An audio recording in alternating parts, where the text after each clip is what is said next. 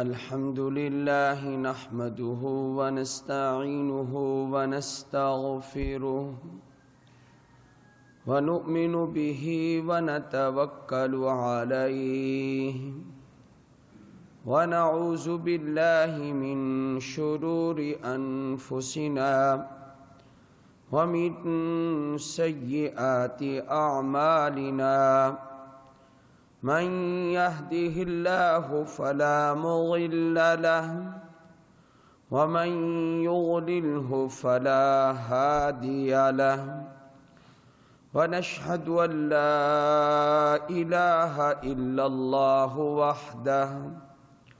وحده لا شريك له ونشهد أن سيدنا ومولانا محمدا عبده ورسوله أما بعد فأعوذ بالله من الشيطان الرجيم بسم الله الرحمن الرحيم قل يا عبادي الذين أسرفوا على أنفسهم لا تقنطوا من رحمة الله إن الله يغفر الذنوب جميعا إن الله غفور رحيم قال النبي صلى الله عليه وسلم إن الله لا يغفر لعبده ما لم يقع الحجاب قالوا وما الحجاب قال أن تموت نفس وهي مشركة صدق الله العظيم وصدق رسوله النبي الكريم اللهم صل على محمد وعلى آل محمد كما صليت على إبراهيم وعلى آل إبراهيم إنك حميد مجيد اللهم بارك على محمد وعلى آل محمد كما باركت على إبراهيم وعلى آل إبراهيم إنك حميد مجيد قرآن کریم کی جو آیت ابھی تلاوت کی گئی ہے، اس آیت کے بارے میں حضرت صلی اللہ علیہ وآلہ وسلم کے ایک صحابی حضرت ثوبان رضی اللہ تعالی عنہ ایک ارشاد گرامی نقل فرماتے ہیں، لیکن اس سے پہلے حضرت ثوبان کے بارے میں یہ سمجھ لینا چاہیے کہ حضرت صلی اللہ علیہ وآلہ وسلم کے آزاد کردہ غلاموں میں سے ہیں اور آپ علیہ الصلاۃ والسلام کے خدام میں سے ہیں، اور ان کی محبت حضور اکرم صلی اللہ علیہ وآلہ وسلم کے ساتھ بے مثال ہے۔ بعض اوقات گھر میں ہوتے اور آ کر آپ صلی اللہ علیہ وسلم کا دیدار کر کے پھر چلے جاتے تھے اور یہ کہتے تھے کہ بے قراری ہو رہی ہے، تو اس قدر حضرت صلی اللہ علیہ وآلہ وسلم سے محبت کرتے تھے۔ اور انہی کے سوال پر قرآن کریم کی ایک آیت نازل ہوئی۔ انہوں نے آپ صلی اللہ علیہ وسلم سے پوچھا کہ اس دنیا میں تو ہم جب چاہتے ہیں آپ علیہ السلام کا دیدار کرنے کے لیے آ جاتے ہیں، آپ سے ملاقات کے لیے آ جاتے ہیں، آپ کو دیکھ کر اپنے دل کو خوش کر کے پھر واپس چلے جاتے ہیں، لیکن جنت میں تو آپ کا مقام بہت اعلیٰ ہوگا، آپ تو بہت اونچے درجے پر ہوں گے۔ اور یہ بات ان کی بالکل درست ہے کہ نبیوں کا مقام اونچا ہوگا جنت میں، اور پھر ان میں بھی امام الانبیاء کا مقام کتنا اونچا ہوگا، حضرت صلی اللہ علیہ وآلہ وسلم کا۔ تو کہنے لگے کہ ہم آپ کا دیدار کیسے کریں گے، ہم آپ کو کیسے دیکھیں گے؟ یہ ان کا یہ سوال تھا، چونکہ جس چیز سے محبت ہوتی ہے تو زیارت ان کو مرغوب تھی، اور وہ صحابی لوگوں کو اپنے عمل سے یہ بھی بتا گئے کہ ہم اپنے گھروں میں ہوتے ہیں، بے قرار ہوتے ہیں، تو مسجد میں آتے ہیں اور حضور صلی اللہ علیہ وسلم کا دیدار کرتے ہیں۔ ہم اپنے گھروں میں حضور کو نہیں بلاتے، دیدار کے لیے کدھر آتے ہیں؟ آپ صلی اللہ علیہ وسلم کے پاس مسجد میں آتے ہیں۔ تو بڑی بات کہہ گئے۔ تو جب بھی بے قراری ہوتی ہے تو ہم مسجد میں آ کر آپ علیہ السلام کا رخ انور دیکھتے ہیں۔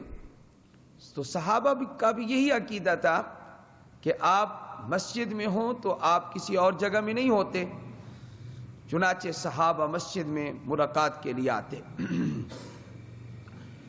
تو انہوں نے یہ سوال کیا کہ جنت میں تو آپ کا درجہ بہت اونچا ہوگا، بہت اعلیٰ ہوگا، ہم آپ سے کیسے ملاقات کریں گے؟ جنت میں آپ کو کیسے دیکھیں گے؟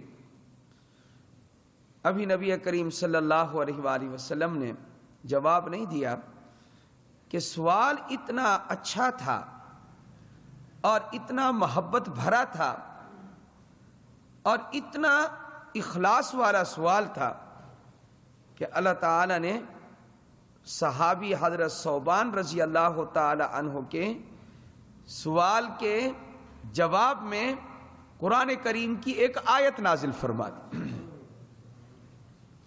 اندازہ لگائیں یہ کہ اللہ نے فرمایا کہ میں جواب دیتا ہوں اس کا کہ میرے نبی سے جنت میں کس کی ملاقات ہوگی؟ فرمایا کہ وَمَن يُطِعِ الرَّسُولَ، جو بھی رسول کی اطاعت کرے گا، فَأُولَٰئِكَ، یہ ہیں وہ لوگ جو اللہ کے رسول کی اطاعت کرنے والے ہیں، یہ منعم علیہم لوگوں کے ساتھ ہوں گے، یعنی مع النبیین والصدیقین والشہداء والصالحین وحسن اولئک رفیقا۔ فرمایا کہ یہ لوگ جو بھی قیامت تک کے لیے آنے والے انسان ہیں رسول اللہ کی اطاعت کریں گے، فرمایا چاہے ان کا درجہ کتنا ہی پیغمبر سے نیچے ہوگا، لیکن جنت میں جب چاہیں گے اللہ کے رسول کا دیدار کر لیں گے۔ تو جواب مل گیا، چاہے وہ کتنے بھی اپنے درجے کے اعتبار سے نیچے ہوں جنت میں ہوں گے، لیکن اطاعت کی برکت سے، فرما برداری کی برکت سے اللہ تعالیٰ ان کو ہر وقت اجازت دے گا، جب چاہو تم پیغمبر سے ملاقات کر سکتے ہو، جب چاہو تم ان کا دیدار کر سکتے ہو۔ بھلا جنت تو وہ جگہ ہے کہ جہاں پیغمبروں کا دیدار تو ہوگا ہی صحیح، اللہ رب العالمین بھی اپنا دیدار کروائیں گے۔ جنت تو وہ جگہ ہے۔ تو حضرت ثوبان رضی اللہ تعالی عنہ یہ وہ صحابی رسول ہیں کہ جن کو نبی علیہ السلام سے اس قدر محبت اور اس قدر تعلق تھا۔ وہ ایک حدیث ذکر کرتے ہیں اور وہ یہ فرماتے ہیں کہ 24ویں پارے کی یہ آیت جو ابھی میں نے آپ کے سامنے تلاوت کی ہے، قُلْ يَا عِبَادِيَ الَّذِينَ أَسْرَفُوا عَلَىٰ أَنفُسِهِمْ لَا تَقْنَطُوا مِن رَحْمَةِ اللَّهِ، یہ جو آیت ہے، پہلے میں اس کا ترجمہ عرض کر دوں تاکہ آپ کو پتہ چلے کہ نبی علیہ السلام نے جو اس آیت کے بارے میں فرمایا وہ کیوں فرمایا ہے۔ تو ترجمہ ذہن میں ہوگا تو وجہ معلوم ہوگی کہ آپ صلی اللہ علیہ وسلم اس آیت کی اس قدر قدر کر رہے ہیں اور اس قدر اس آیت کو چاہ رہے ہیں۔ فرمایا ترجمہ اس کا یہ ہے، قل، اے میرے نبی، صلی اللہ علیہ وآلہ وسلم آپ کہہ دیجئے یا عبادی الذین اسرفوا، کن کو آپ کہیں؟ میرے بندوں کو کہہ دو، یا عبادی الذین اسرفوا، اے میرے وہ بندو، یعنی اللہ فرما رہے ہیں اے میرے وہ بندو اسرفوا علی انفسہم، جو اپنی جانوں پر زیادتی کر بیٹھے ہیں، گناہ کر کے اپنی جانوں کو ہلاکت کے قریب لے جا چکے ہیں، چھوٹے گناہ بڑے گناہ ہر قسم کے گناہ کر بیٹھے ہیں۔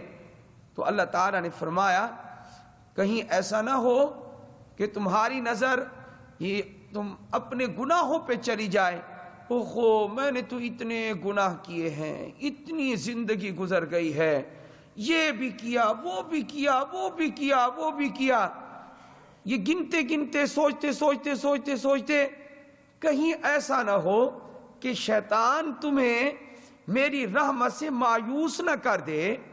بعض اوقات انسان سوچنے بیٹھتا ہے تو کہتا ہے یہ بھی ہو گیا تھا مجھ سے، یہ گناہ بھی ہو گیا، یہ بھی ہو گیا۔ تو فرمایا کہ میں اعلان کر رہا ہوں تمہارے گناہ جتنے بھی زیادہ ہوں، لا تقنطوا من رحمت اللہ، اللہ کی رحمت سے کبھی مایوس نہ ہونا۔ جتنے زیادہ گناہ ہو جائیں تب بھی فرمایا مایوس نہ ہونا، مایوسی کفر ہے۔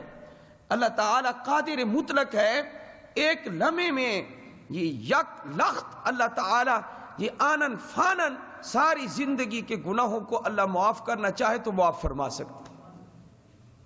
تو فرمایا لا تقنطوا من رحمت اللہ، اللہ کی رحمت سے مایوس نہ ہونا، کبھی بھی مایوس نہ ہونا۔ وہ مایوس ہونے ہی نہیں دیتا۔ اگر احادیث کا قرآن کا مطالعہ کیا جائے تو امید لگی ہی رہتی ہے۔ کیا لگی رہتی ہے؟ امید کہ اللہ ضرور معاف کر دے گا، بڑے بڑے گناہ اللہ معاف فرما دیتا ہے۔ میں ابھی ایک حدیث بیان کرنے والا ہوں، اس حدیث کے بعد انشاءاللہ اس سے بھی آپ کو اندازہ ہوگا کہ اللہ جل جلالہ کی رحمت کتنی وسیع ہے۔ تو فرمایا لا تقنطوا من رحمت اللہ، اللہ کی رحمت سے مایوس نہ ہونا۔ لا تقنطوا من رحمت اللہ ان اللہ یغفر الذنوب جميعا۔ جب اللہ نے کہا میری رحمت سے مایوس نہ ہونا تو اتنا ہی کافی تھا، لیکن اگلا جملہ تاکید کے ساتھ ذکر کر دیا، بے شک اللہ یغفر الذنوب جميعا، سارے گناہ اللہ تعالی معاف کر سکتا ہے۔ ان اللہ یغفر الذنوب جميعا۔ اس لیے بعض اوقات نا وہ آئے ہوئے ہوتے ہیں لوگ، ہاں جی اپنی اصلاح کر لو، یہ کر لو وہ کر لو، وہ کہتے ہیں گنو گنو تمہارے کیا کیا گناہ ہیں۔ گن گن کے آدمی بعض اوقات کہتے ہیں میں تو نہیں بخشا جاؤں گا، جو میری حالت ہے میں تو نہیں بخشا جاؤں گا۔ لیکن قرآن کیا کہتے ہیں؟